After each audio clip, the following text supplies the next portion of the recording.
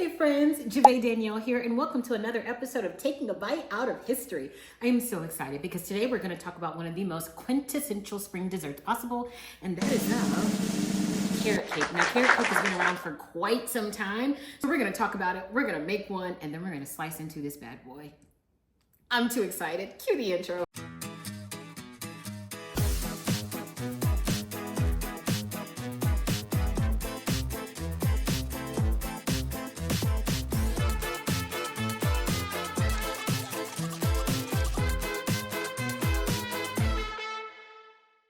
Carrot cake is just a cake whose batter has been mixed in with carrots, obviously, walnuts, coconut, pineapple, maybe even raisins. It just depends on what your tastes are.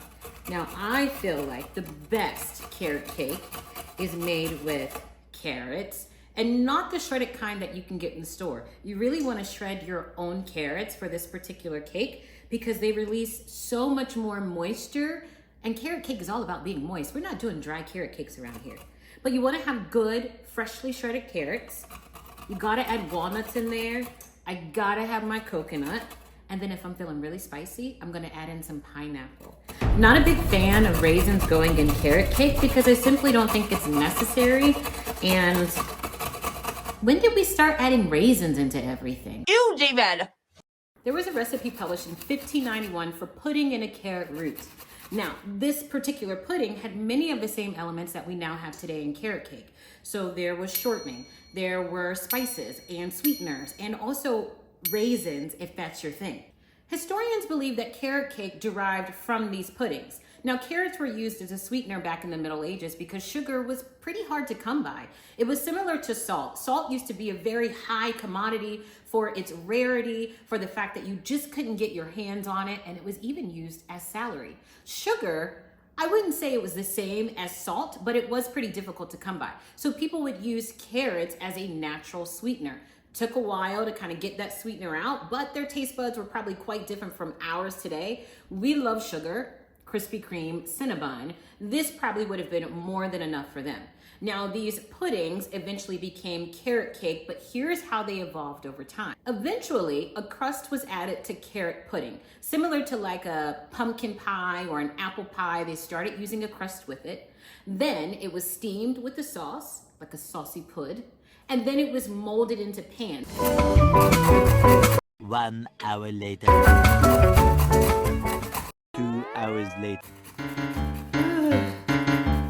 Jesus, save me. At the end of the day, there's only so much one person can take. Enough is enough. Okay. In 1814, the former chef, the King Louis XIV, published a cookbook called L'Art des Cuisiniers. And I know that that is completely wrong. However, in this particular cookbook, there was a recipe for gâteau de carrots. Now, gâteau literally translates to cake. So here was the recipe for carrot cake, and it became very, very popular. This recipe spread from France over to England, and then it made its way to Switzerland. Now, all the way over in Switzerland, another recipe for carrot cake came out as well. And it became one of the most popular cakes in Switzerland, and it still is. It was specifically made for children's birthday party, kind of like how we would make funfetti cake over here for a child's birthday cake. Now, with most things, carrot cake most likely made its way over to the United States through immigrants who brought it over. And we know this through various accounts. I read where George Washington, George Washington used to serve carrot cake at his party. Now, one interesting fact about carrot cake that I definitely think we need to talk about is that during World War II, the Ministry of Food over in Great Britain published a short recipe for carrot cake. During this time, like many other ingredients out there, sugar was being rationed.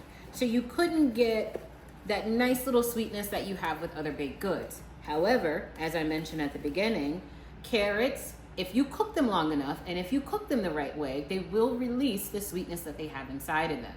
So people were encouraged to have that as dessert so that they could also help the troops out at the same time because they were not going to get all of that sugar.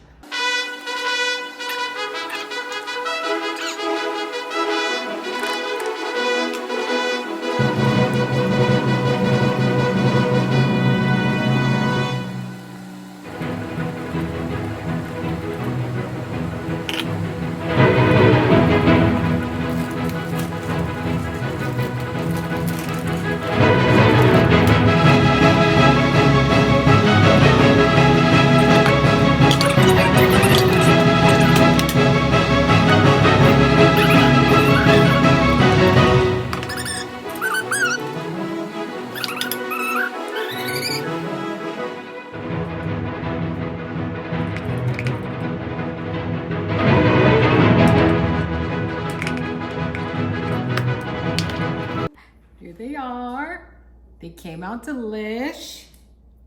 I think I'm gonna level these because one is a wee bit crooked. I can see that.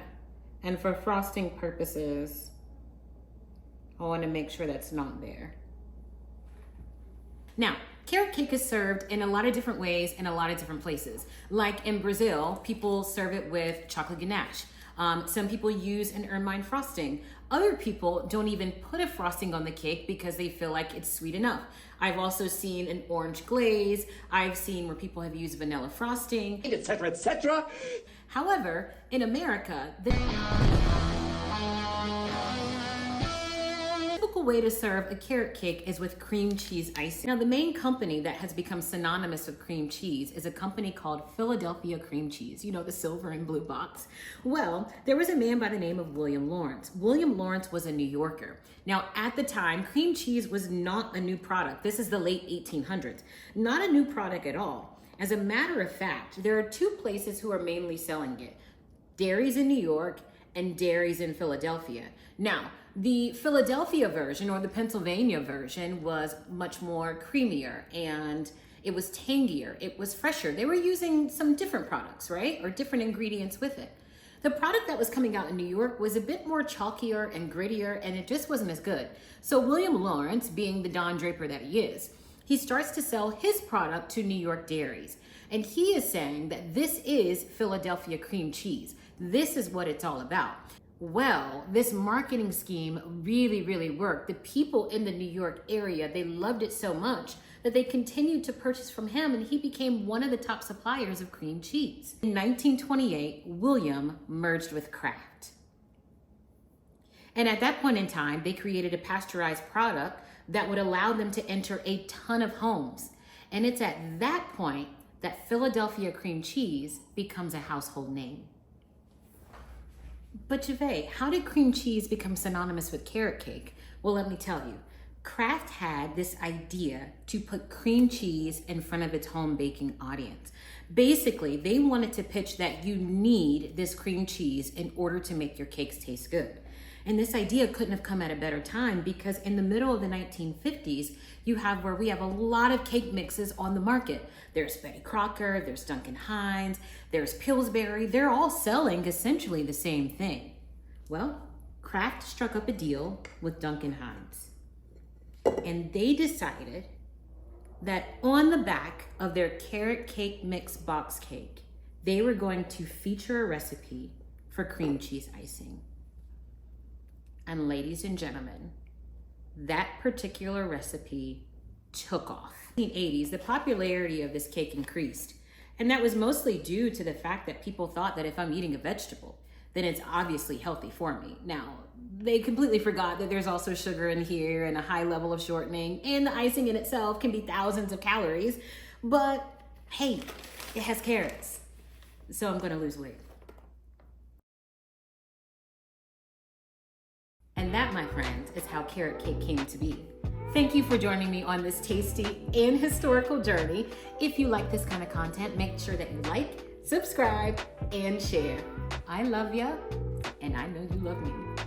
Bye.